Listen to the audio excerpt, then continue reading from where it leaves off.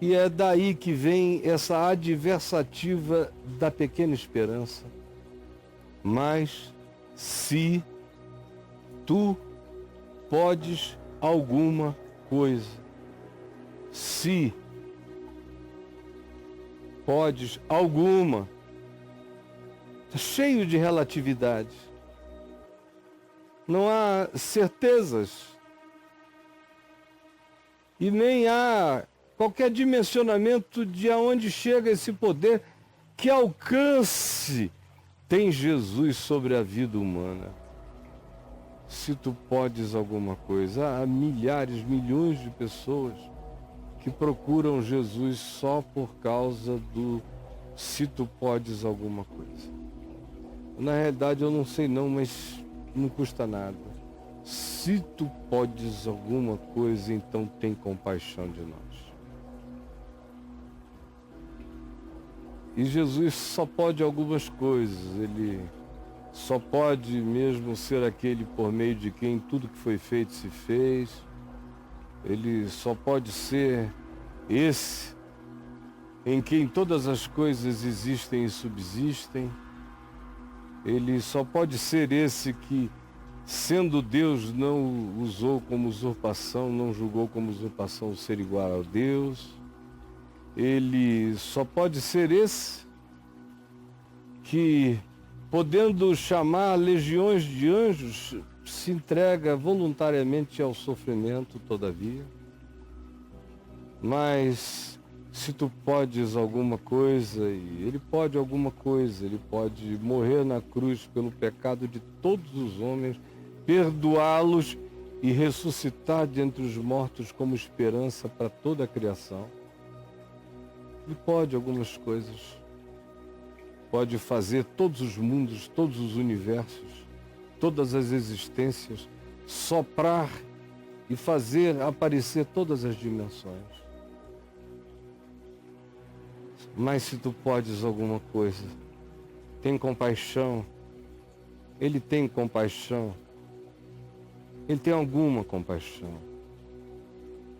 Essa compaixão que diz que se Deus pensasse só em si e retirasse da terra o seu espírito, toda a carne a uma expiraria e toda a existência voltaria ao pó.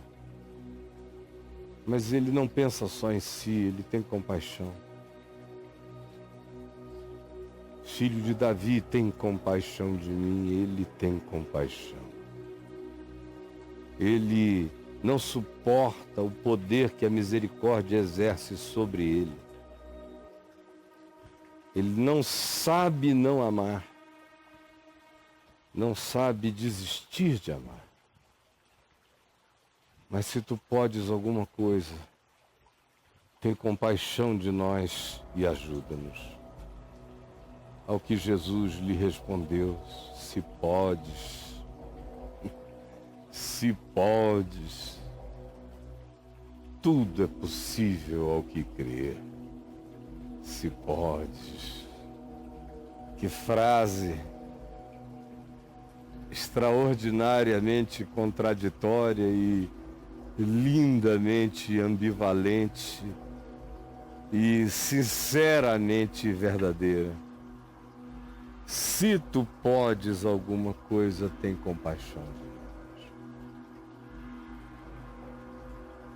E Jesus não fica ofendido com a falta de fé de ninguém. Não fica ofendido. É normal. O que não é normal é ter fé. Por isso que fé é dom de Deus, é graça de Deus, é emulação divina em nós. Porque com a inteligência e com a percepção das dificuldades atuais e futuras de qualquer tempo da existência, o Homo sapiens desenvolveu ansiedade e desenvolveu necessidade de acumulação.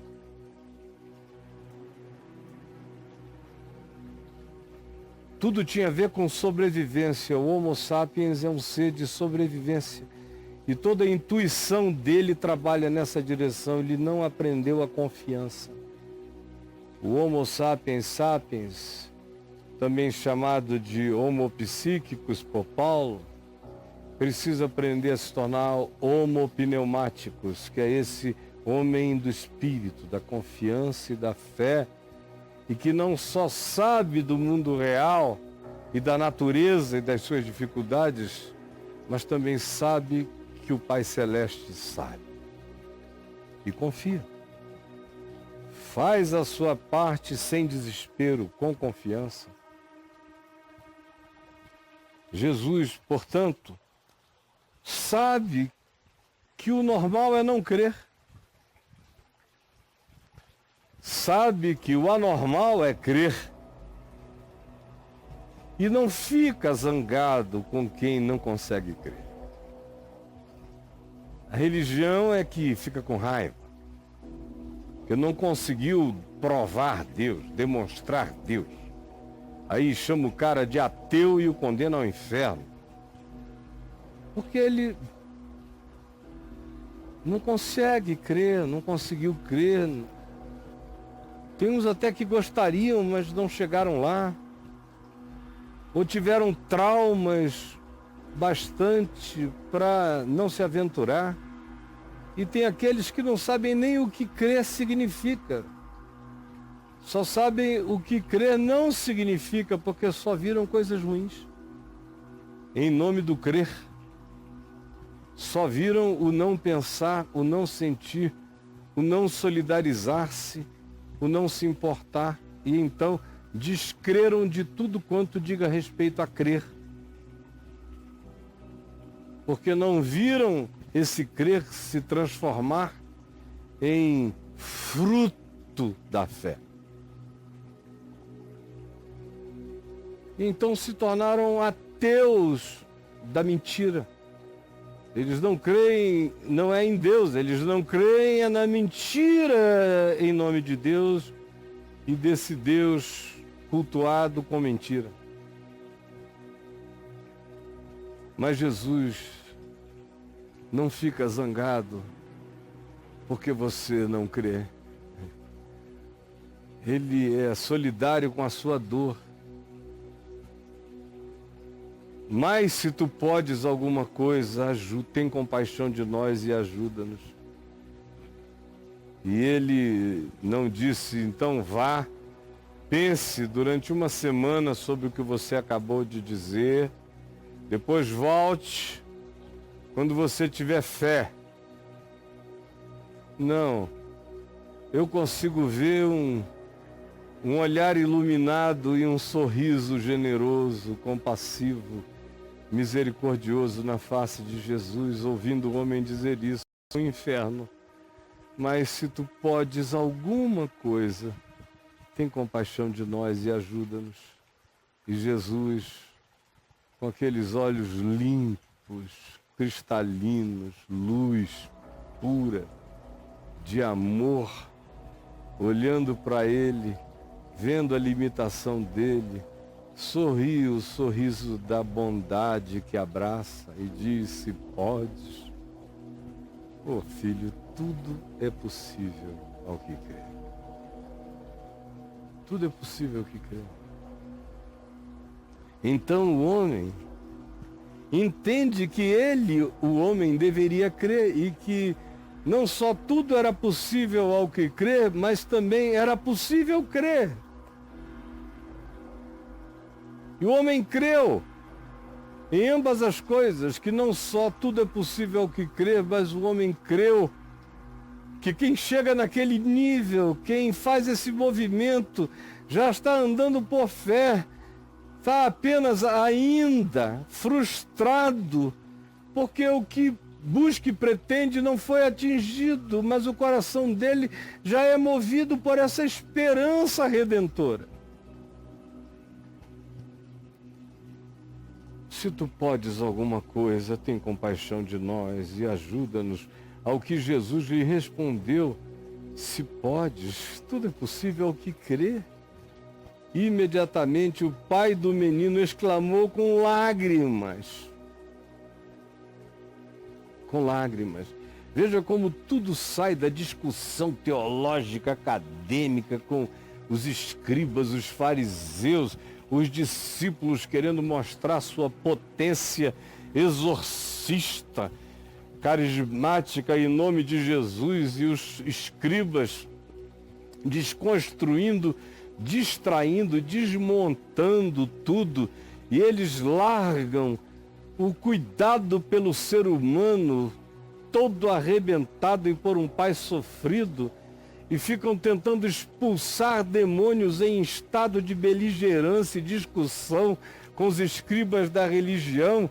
Nenhum demônio sai, o demônio gargalha de ver a falta de amor, de compaixão, de misericórdia. Foi a ênfase do pai do menino. Se tu podes alguma coisa, tem compaixão.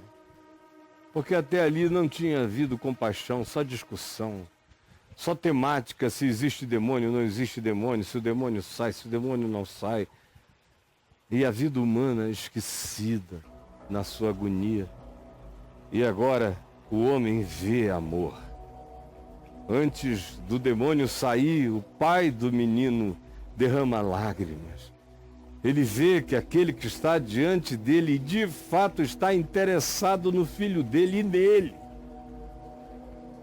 Que qualquer outra discussão é absolutamente irrelevante diante da opressão humana, da perda de volição humana, da perda da consciência humana, da perda da independência, do livre-arbítrio, da autodeterminação, do ir e do vir, da perda de vontade de viver. Tudo mais era irrelevante, como sempre foi para Jesus.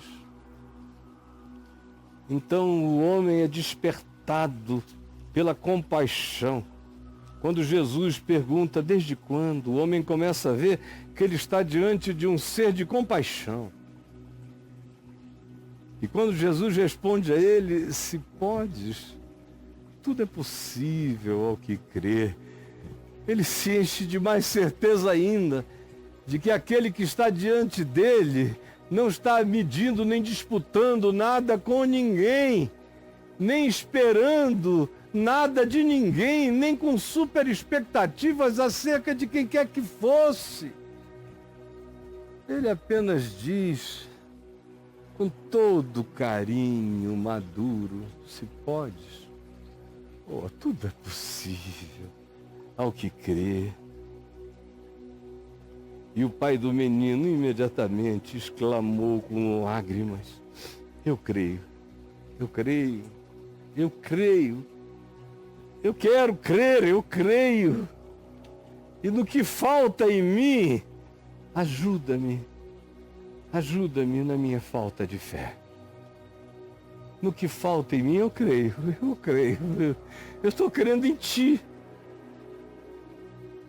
Mas ajuda em todos os gaps e lacunas, ser o meu complemento, ser o justificador da minha pouca fé, ser o complementador da minha ausência de fé, ser o meu justificador em graça da fé que em mim ainda não se desenvolveu, mas tem misericórdia de mim e ajuda-nos.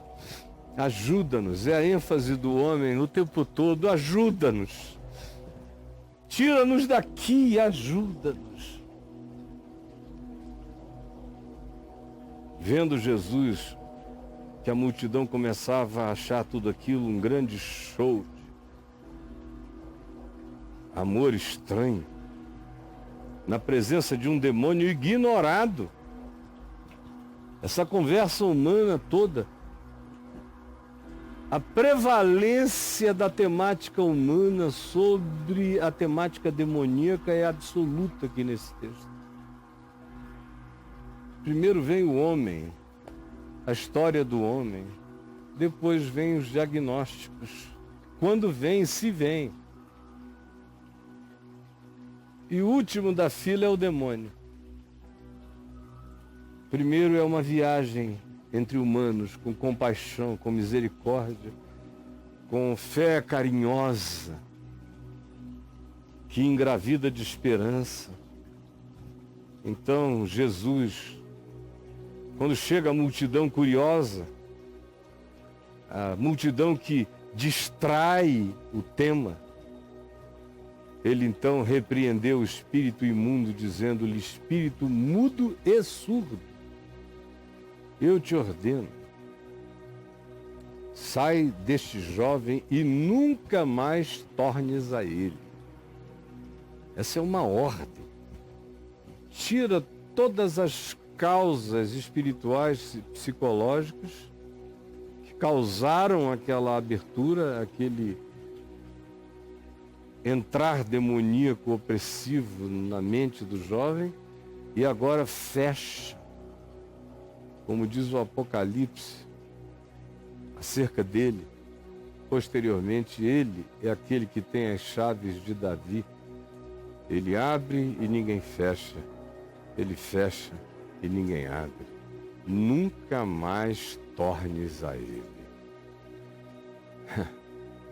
Nunca mais tornes a ele. Ele vai viver o resto da vida com lucidez, com consciência, sabendo de si, se autodeterminando, escolhendo viver. Nunca mais tornes a ele. Esse é o poder do Evangelho. Não existe nenhuma clínica psicológica, isso é uma heresia. Você, de uma pancada só, dizer: não, isso aqui está resolvido.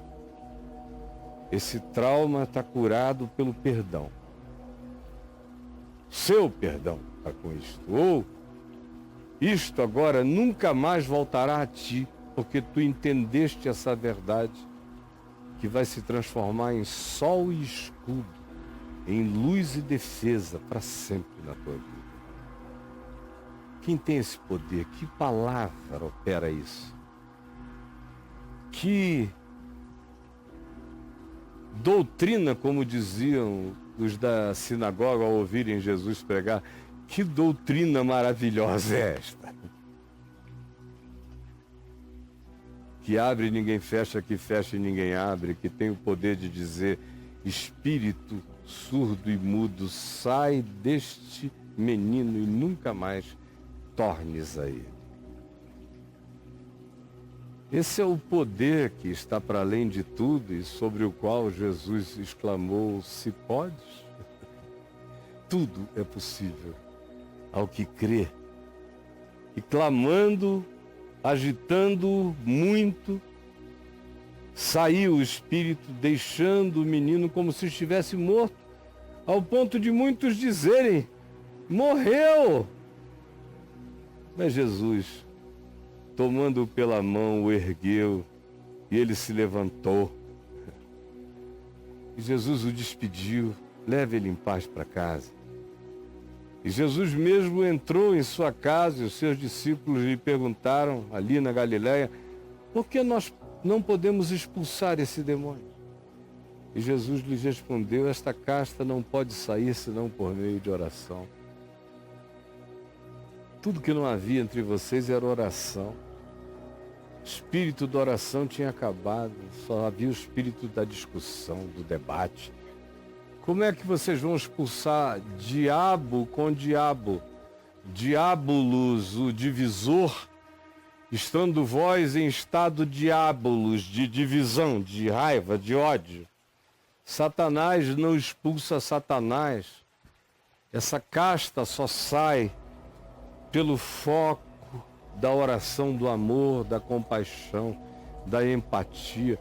Qualquer casta, e castas arraigadas estremecem na presença do amor. Como eu já vi demônios me dizerem, sim, dizerem, talvez o mais inesquecível de todos os fatos para mim tenha sido em janeiro de 1979, quando eu estava só em casa em Manaus, família toda viajando, e chegou um pastor presbiteriano numa moto, parou e falou: meu irmão, você pode vir até a vizinhança da minha casa, porque tem uma vizinha minha que aparentemente está horrivelmente endemoniada. Eu abro um parêntese para dizer que esse pastor não cria em demônios, nem manifestação demoníaca, fazia pouco de mim durante alguns anos já.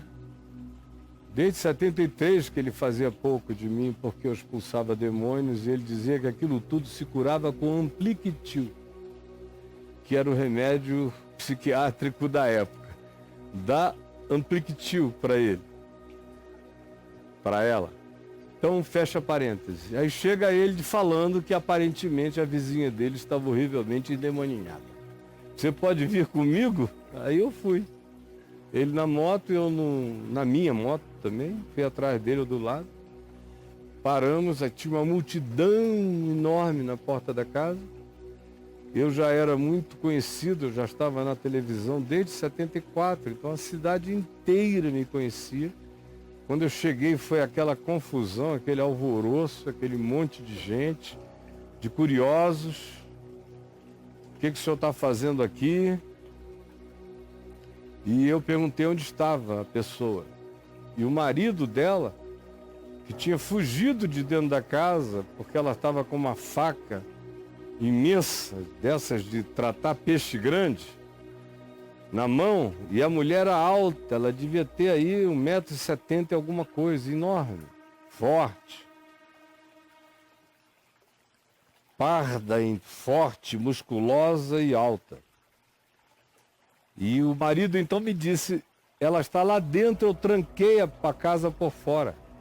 E eu não tenho coragem de entrar, porque senão ela me mata. Eu falei: então, por favor, abre a porta para mim. Não entre aí não, é melhor o senhor expulsar aqui de fora. O cara dizendo: grita aqui de fora, manda sair. Depois você entra. Porque ela está com a faca na mão. Aí eu falei: não, abre a porta para mim. E ele abriu.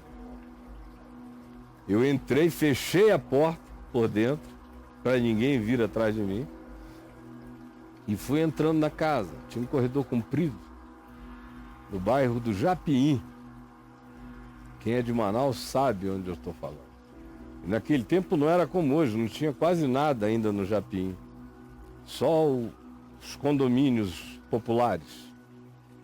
Aí, quando eu vejo no final do corredor, aparece a mulher com aquela faca reluzente e dizendo: eu vou te matar, desgraçado, e partiu para cima de mim. Eu parti para cima dela e disse: sai dela em nome de Jesus. Ela caiu, pegou a faca, levantou de novo, veio correndo. E eu parti para dentro: sai em nome de Jesus. E ela caiu e a faca foi jogada fora. Aí ela foi, pegou a faca a terceira vez